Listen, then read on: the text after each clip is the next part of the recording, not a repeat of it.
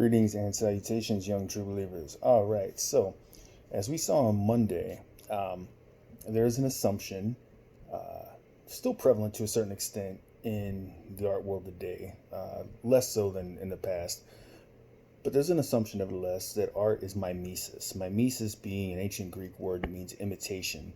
So if you're ever in New York City, you're in Central Park, and you come upon a mime, one of those doing all that jazz, the makeup, that the Latin root, the Greek root for mime is mimesis, imitation. Art is imitation. So what do we admire so much about the painter or the sculptor? They can reproduce reality, right? That's the assumption. Well, Plato, as we saw, he didn't question their ability to do that, but he questioned the value of it, because for Plato, this world is a bad copy of what's already, art is a bad copy, of this world, which in turn is a bad copy of a perfect reality, right? So art is 2 degrees removed from perfection.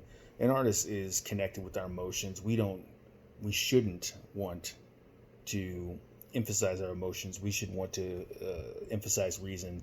And this is why Plato was so anti-art, right? Which is bizarre. He's the only philosopher I know of in history to be so vehemently anti-art, but nevertheless, that's Plato for you.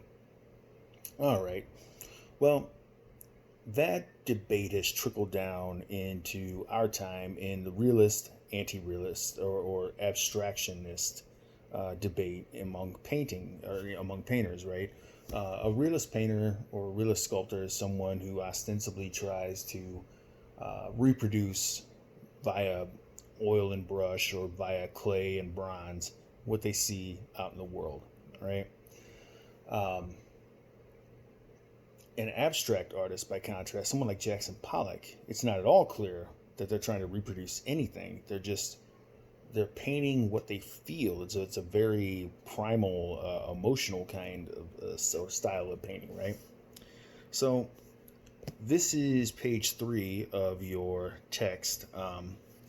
For those of you who don't have the text yet, this is the text.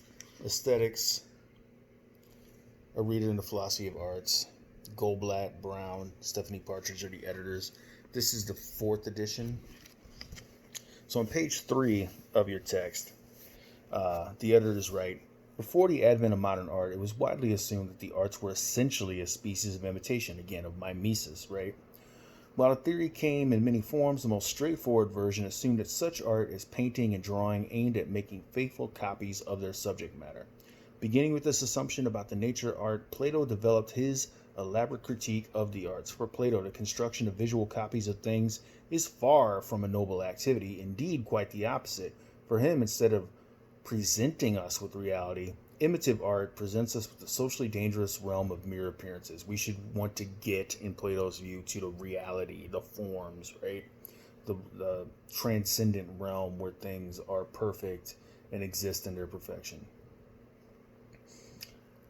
Now, continuing on, they write, on several grounds, the art historian Ernst Gombrich casts doubt on the assumption that art is imitation. Gombrich asks whether the idea of making a pictorial copy of something is even a coherent one. Can artists really make copies of things? Graphic artists of antiquity did not represent things differently than we moderns do simply because they were less skillful or less intelligent. The difference lies elsewhere. First, a painting in a given style reflects the temperament of its artist. Second, the techniques by which artists learn how to convey information about a subject matter, which Gombrich does not regard as identical to copying, are developed slowly over time. For instance, consider pictorial art in an age before paintbrushes or oil paint had even been invented. So, what's the upshot? For the realist painter or realist sculptor, somewhat of a realist bent in art, again, they'll tell you we're in the business of reproducing nature, right? When I sit down with easel and paint, I'm trying to paint the landscape exactly as it looks, right?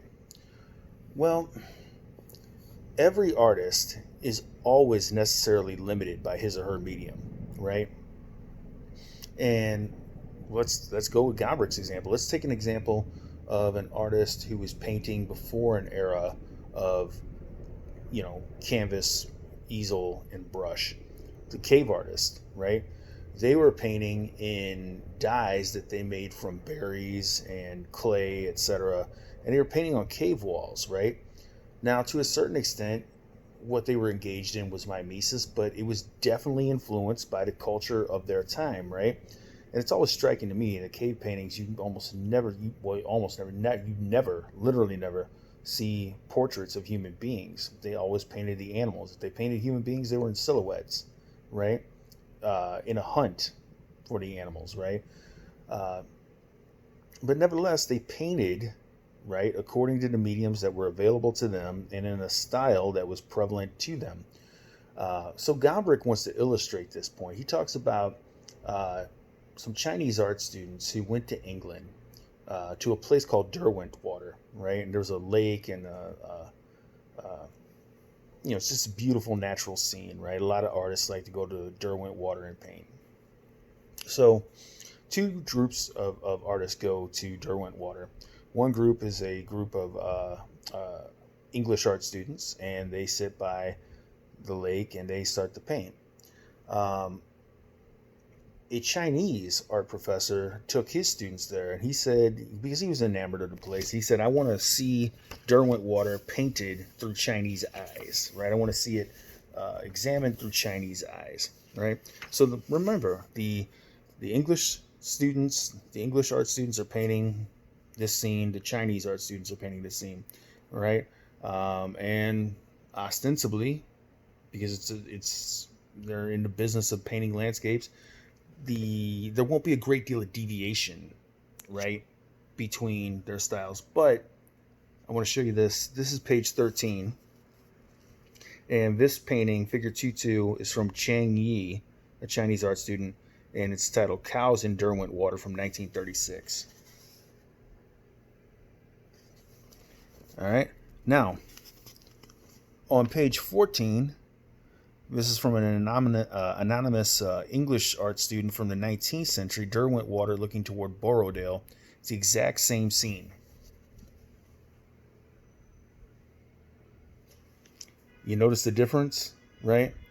So there is no one such style of painting, right? Or one medium by which we can faithfully reproduce reality.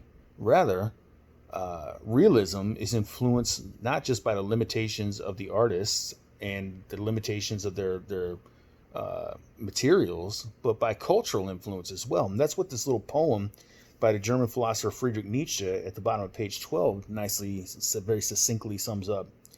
All nature faithfully, but by what feint can nature be subdued to art's constraint? Her smallest fragment is still infinite, and so he paints but what he likes in it. What does he like? He likes what he can paint. All right, so chew that over, young true believers, and I'll be back with you later this week. Painting is a fascinating subject. We're going to spend probably a week and a half talking about this, so be sure to include your thoughts in the discussion thread.